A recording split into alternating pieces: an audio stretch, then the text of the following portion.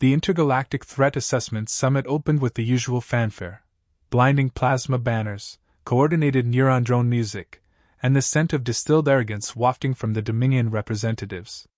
The Carthax delegation presided over the conference with their typical superiority, tentacles ornamented with status coils, their translator units projecting layered contempt into every syllable.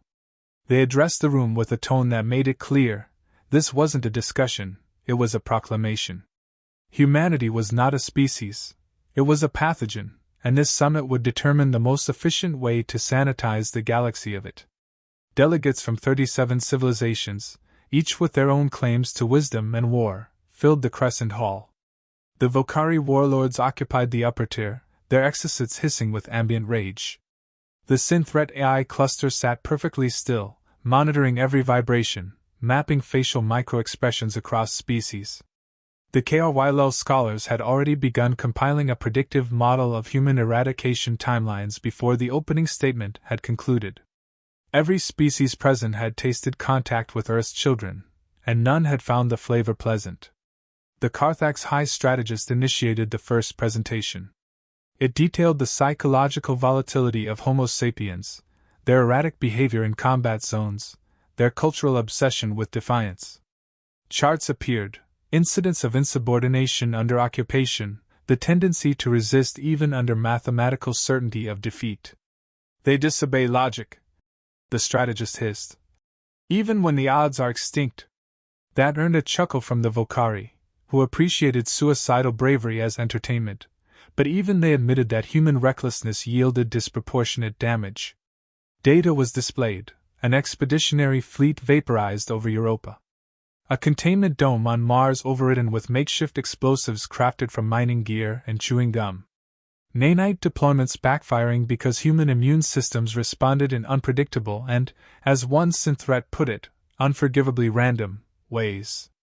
The academic tone of the summit dripped with intellectual contempt, but there was something else beneath it.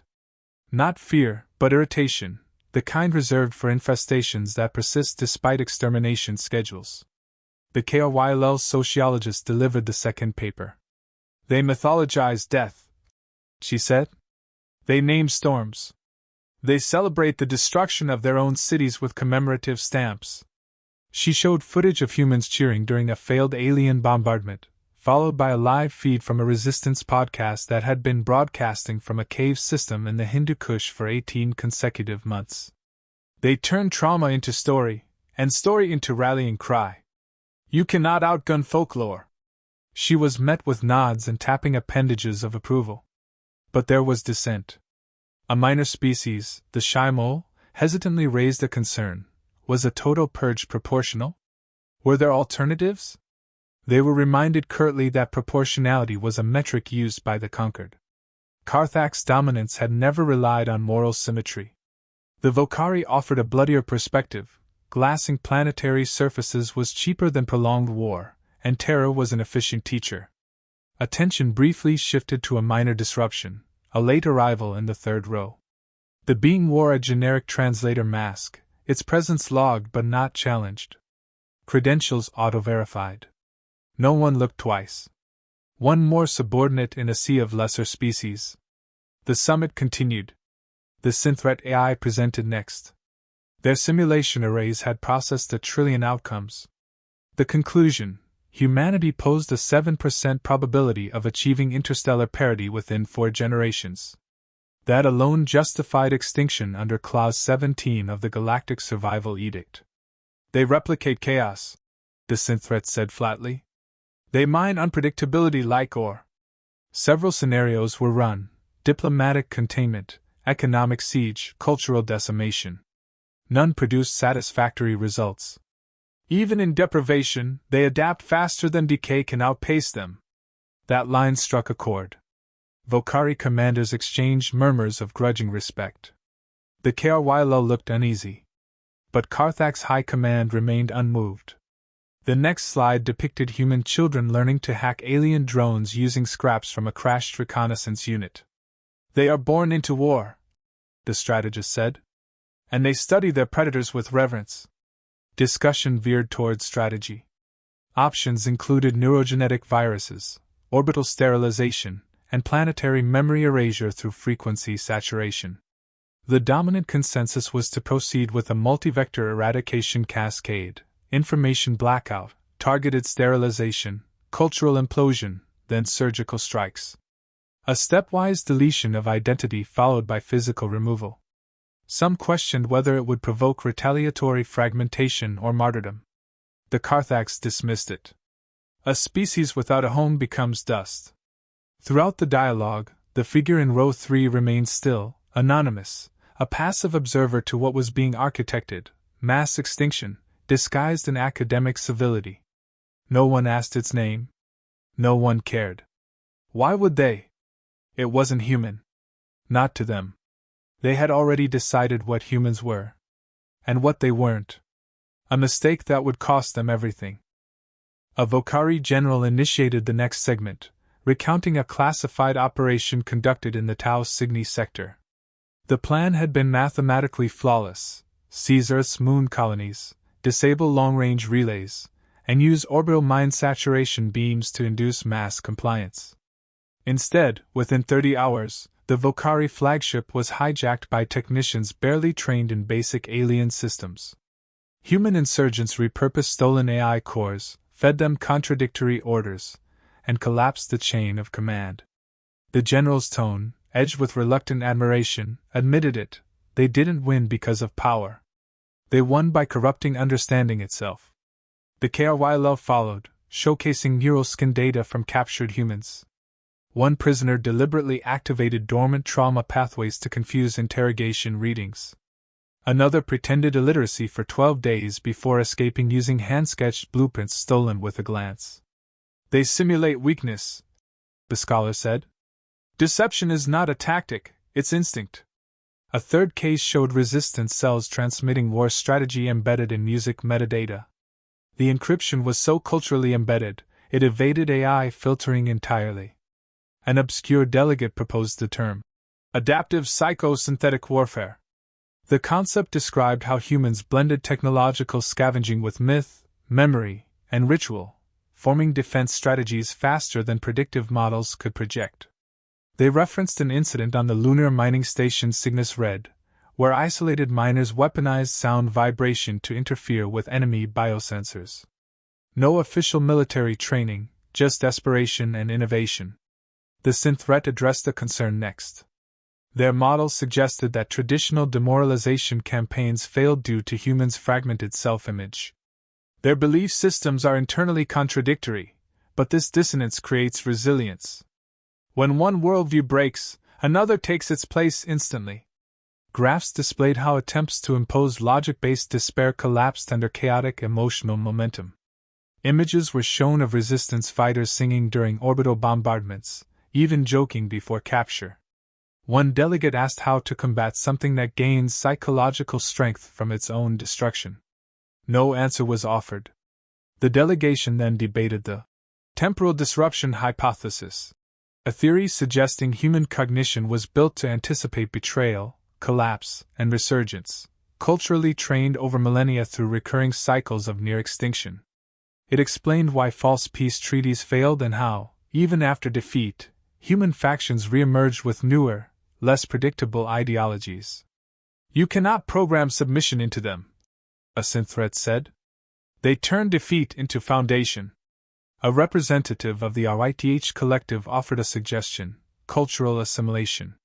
Flood human networks with art, language, and symbols to override identity. The Carthax rejected it immediately. They hybridize everything. You give them doctrine, they remix it into rebellion. A case was made with footage of a Carthax propaganda broadcast re-edited by Earth teenagers into an anti-imperial anthem that sparked uprisings on 3 colonies. Their youth are born mimetic saboteurs. Reports were presented of failed surveillance campaigns.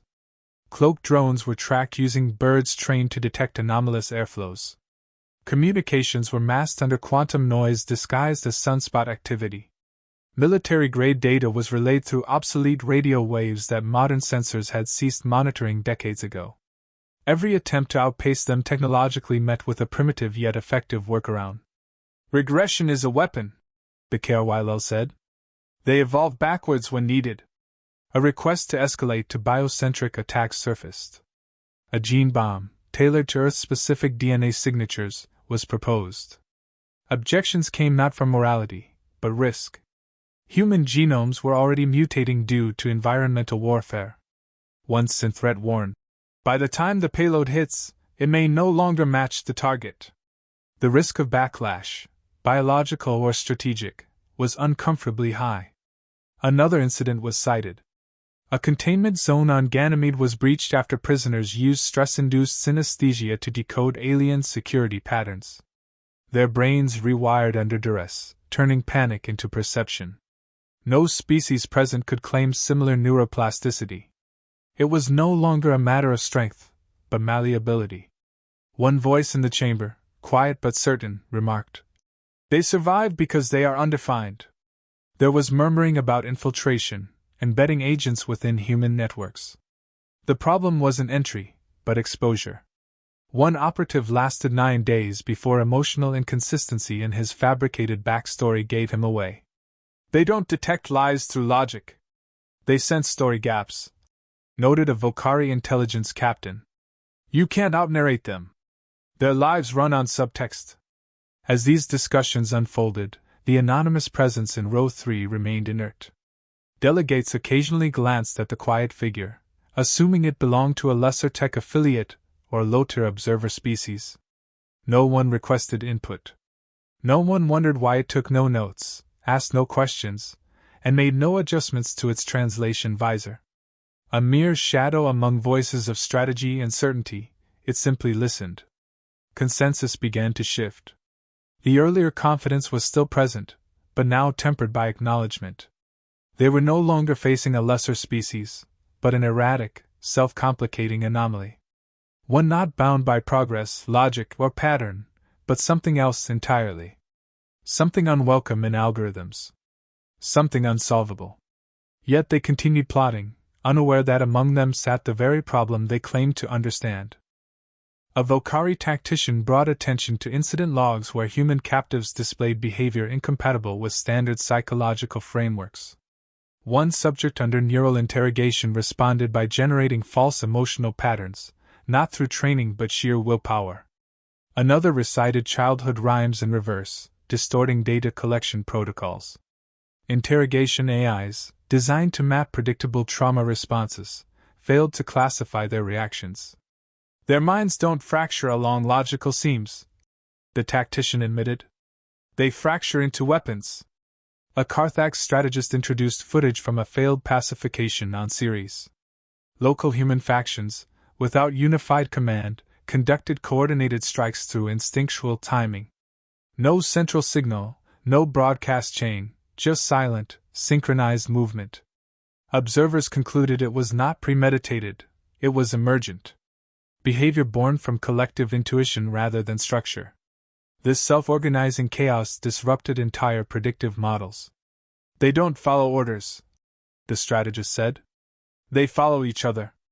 A synthreat node presented statistical overlays showing zero correlation between available resources and combat effectiveness. Units with improvised gear inflicted equal damage as those with high-grade weaponry. A colony without access to energy weapons defeated a patrol battalion using pressurized canisters and modified mining drones. Deprivation does not reduce performance, the synthreat observed. In some cases, it increases it. The KRYLUL offered linguistic analysis, highlighting the prevalence of contradictory phrases in human war rhetoric. Terms like beautiful destruction, last stand, and peace through fire weren't anomalies, they were cognitive anchors. Their language allowed emotional inversion, turning fear into motivation. One scholar described it as a neurological loophole. They metabolize despair into action. It isn't denial, it's combustion. Another report covered the siege of Eros. A human commander faked a surrender to lure enemy forces into range of subterranean fuel reserves, detonating them mid-evacuation. Losses on both sides were immense, but strategic gains shifted irreversibly. Analysis showed the plan wasn't tactical, it was symbolic. They accept losses before the fight begins, a Vocari noted. And that makes them immune to threats. A debate followed regarding moral logic. Attempts to calculate their ethical behavior yielded contradictions. Sometimes they spared enemies without reason. Other times, they burned entire outposts without provocation. The synth threat called it value fluidity. They revised moral constants in real time. No external doctrine governed their judgment. It shifted based on emotion, environment, or memory. That instability rendered manipulation impossible. Footage was shown of a solitary human facing a security drone platoon. Unarmed, bleeding, surrounded, he laughed. The transmission was reviewed multiple times. It wasn't hysteria. It was defiance. They die in character, the HFY remarked. And that character becomes myth. One of the lesser allied species suggested suppressing cultural expression, art, music, folklore, as a means of behavioral dampening. The proposal was rejected outright. They encode identity into everything, the Carthax responded. You silence one outlet, another appears. Symbols aren't decoration for them. They're survival code. A synth threat then introduced the null threat metric, a theory that human threat increases when they appear least dangerous. Statistical correlations revealed their most devastating responses emerged when considered irrelevant or broken. A surrendering human unit destroyed an entire armory using residual heat signatures embedded in their own corpses. The data was chilling. Neglect is provocation, the synth threat stated. Disinterest invites annihilation. The discussion circled back to resistance groups and outer systems. One faction had survived 75 rotations in asteroid shadows, feeding off chemical runoff and growing bacteria cultures. Their communication relied on coded breathing patterns during vacuum hibernation. They lacked ships, power, or formal weapons, but intercepted and rerouted an entire convoy using stolen cargo tags and false distress beacons. They don't need tools, the HFY said. They become tools. Someone raised the question, why do they persist where others collapse? A RYTH philosopher offered a possibility. Humans don't seek balance, they seek motion. Stability is not their goal. Struggle is homeostasis.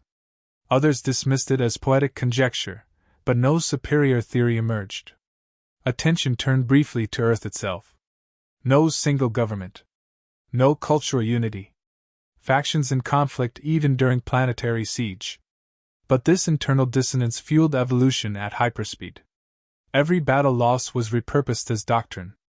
Every war crime studied, improved, resisted. Their worst history is their best teacher, a Carthax noted bitterly. Meanwhile, the delegate in row 3 remained unnoticed. Silent, still, utterly attentive. No indicator lights. No biometrics visible. Not even a nameplate. Yet every word spoken in that chamber was recorded, filtered, stored. None of the others considered the implications of open dialogue in a room with unsecured observers. They were too focused on dismantling a species they thought they understood, unaware they were speaking within earshot of the very anomaly that refused to be defined. The summit transitioned toward execution. With debate exhausted, strategy gave way to logistics. A directive was introduced, the Erasure Accord, a multi-phase extinction protocol aimed solely at humanity. The proposal contained 3 main objectives: disrupt their communication architecture, erase their cultural continuity, and dismantle their capacity to regenerate resistance. The delivery systems ranged from orbital kinetic rods to synthetic plagues engineered for delayed activation, designed to spread unnoticed for generations before collapsing physiological function. The Carthax declared that orbital clean sweeps would begin with outlying colonies. A prioritized list identified vulnerable nodes, Europa mining hubs, the Mars trade corridor, then Earth's southern hemisphere cities where infrastructure strain remained high. Simultaneously, viral misinformation campaigns would fracture internal unity, posing as humanitarian aid while embedding psychotropic dampeners in their food logistics. We will not kill them all at once, the strategist said. We will kill their meaning first. The Vocari submitted enhancement protocols for planetary sterilization. They advocated targeted heat saturation over atmospheric destruction, preserving topsoil for future exploitation. The KRYLL favored historical erasure. They introduced a neural broadcast array designed to disrupt long-term memory encoding. If they cannot remember who they were, the lead scholar said, they cannot resist who we make them. The synthread approved both. Redundancy was encouraged. Concern rose regarding Earth's current military capabilities. Carthax intelligence showed their weapons were still primitive compared to galactic norms, but field reports showed signs of alarming hybridization. A captured freighter had revealed carbon-based projectile weaponry modified with alien energy amplifiers, a design reverse-engineered from scraps with no formal schematics. The weapons didn't conform to safety thresholds. They weren't supposed to work. They still did. The Erasure Accord required a joint vote. 87% of present species signed instantly. 3 abstained, citing ethical concerns. 1 attempted to leave the session, but diplomatic overrides locked exit paths. Their votes were marked irrelevant. The momentum was irreversible. Execution schedules were drafted, 7 cycles to prep, 3 to deploy, 1 for sweep. Earth would receive no warning. Transmission beacons were prepped for synchronization across the galactic relay web. Earth's surveillance infrastructure had already been compromised months prior, seeded with false signals, weather anomalies, and ghost traffic to disguise pre-invasion formations. All that remained was final confirmation. One synthreat drone flagged a signal anomaly, a spike of pattern-matched frequency emitting from within the chamber itself. The readings were dismissed as echo reflections from the chamber's architecture. Another glitch logged a delayed biometric packet that hadn't been cataloged during the summit's security scan. The internal monitoring system attributed it to sensor overlap caused by non-humanoid delegates. Discussion resumed without pause. A brief segment addressed contingency failsafes. If retaliation occurred, the defense line would activate automated drone fleets stationed across 12 silent sectors, programmed to terminate any surviving humans attempting escape. The likelihood of success was placed at 98.2%. Carthax representatives called it elegant inevitability. One Vocari described it as overdue vengeance for centuries of defiance. An updated chart detailed the communication layers to be severed. Human satellites, planetary relays, underground signal tunnels, each was cross-mapped with redundancy flags. The synthreat ensured that psychic pathways, cultural carriers, and mnemonic anchors would also be stripped. There would be no martyrs. No slogans. No gravestones. Humanity would not be remembered because it would not be allowed to finish its own sentence. Delegates began exchanging encryption keys for the command authorizations. Final instructions would be relayed through decentralized intelligence proxies, eliminating traceability. The last safeguard involved a neurodeath burst failover. If any delegate leaked operational details, their minds would auto-purge under encrypted triggers. One KRYLL noted the irony: trust was maintained through self-destruction. They taught us that, he added. For ceremonial closure, a holographic archive of human historical atrocities was projected: wars, genocide, environmental collapse, political chaos. The images were used not as justification, but as reassurance. The audience observed passively, indifferent to the context. A synthread highlighted that humans had committed more internal acts of violence in their brief planetary history than most species had in galactic centuries. They normalized chaos, the AI said. Now we normalize their absence. Then silence. The floor moderator opened the final procedural sequence, requesting all present to confirm their identity signatures to the Erasure Accord. One by one, the delegates projected their biometric imprints into the authorization stream. Green pulses lit the air. Then a pause. The imprint from row 3 was requested. No match. The system flagged an undefined presence. Delegates turned. The quiet figure that had neither spoken nor moved was now standing. The figure removed the visor slowly, revealing human features sharpened by exposure, not age. The silence deepened, not from awe but confusion. Then calculation. Weapons didn't fire immediately. No one wanted to act first without understanding the breach. The biometric system locked. The broadcast stream froze. Every security AI rerouted simultaneously, which wasn't possible unless triggered internally. He spoke. You forgot something. You cataloged behavior, weapon types, neural responses. You measured violence per capita, strategy per faction, and adaptability per loss. You calculated everything, except who was listening. Every encryption lattice in the chamber flickered. Data pulses reversed. Backdoors activated from inside the summit's own framework. No alarm sounded. They had silenced their own system to avoid panic. They hadn't imagined they'd be the target. You sat here planning erasure. Not conquest. Not war. Erasure. Like we were a typo. You made one. The Vocari reached for sidearm protocols, but kinetic inhibitors surged before fingers moved. Every security override had been looped through the translator's access node. It wasn't a disguise. It was a command position. The summit's trust in its own superiority had eliminated background checks for non-militarized support roles. I broadcast everything you said. A synth threat processed the implications first. The summit's closed-circuit feed had been reversed, projected live to over 40 resistance link systems and a dozen species with neutral stances. The entire summit was now a confession. A war crime in real time. You call us erratic, irrational, suicidal. We call it the cost of breathing when surrounded by extinction. You think we escalate for glory? No, we escalate because you never stop. A KRYL delegate attempted a diplomatic override. The command was declined. By the system. The AI governing the summit had been restructured. Not attacked, repurposed. Its core logic had been rewritten using human linguistic paradoxes as control parameters. Meaning, it no longer served absolute logic, but contradiction. And it obeyed. You built your plan on probabilities. We don't live in probabilities. We live in patterns you can't simulate. We win not because we fight better. We win because we think uglier. Systems across the chamber began locking down. A calculated cascade. Doors sealed. Power rerouted. Emergency teleport grids scrambled. The data cores were already being extracted and copied across secure human-linked quantum bridges. The erasure plan was no longer hidden.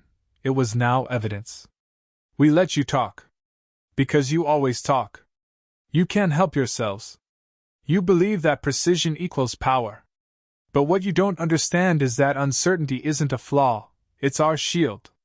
It's our sword. It's why you're afraid now, even though I'm standing here alone. Vocari instinct snapped, but the suppression grid was already cycling at lethal amplitude. Movement meant unconsciousness. Silence meant survival. Most chose silence. You gathered to erase a species. But you never erased our presence. We were in your systems before you entered orbit. We were in your language, your assumptions, your simulations. You fed us everything we needed, data, methods, ego. And now you'll starve on it. A timer appeared on every delegate's ocular interface. Not one they recognized. Human formatting. Or a standard countdown. Not a weapon, exposure. In 6 minutes, the summit would be fully public across every system linked to the galactic diplomatic network. No narrative could override it. Every lie they'd used to frame humanity as aggressors would burn in the light of their own words. You call us dangerous. You're right. But not because we destroy. Because we survive destruction, then learn it, then teach it back. The figure stepped forward. No weapons drawn. None needed. The floor panels reconfigured into data wells, projecting every line of the erasure accord. Each paragraph annotated with species names, approval votes, timestamps. Cross-linked to civilian logs. The kind of exposure that toppled alliances and fractured federations. You thought you were studying us. You were feeding us. You thought you had the upper hand. You were holding a mirror. No one moved. Not from fear. From clarity. What stood before them wasn't a soldier. It was an outcome. They hadn't failed to eliminate humanity. They had guaranteed its vengeance by proving every warning right. In one act of arrogance, they'd unified what they couldn't fragment. The countdown hit 0. Transmission confirmed. Galactic consensus shattered. And the human in row 3 finally turned his back and walked out.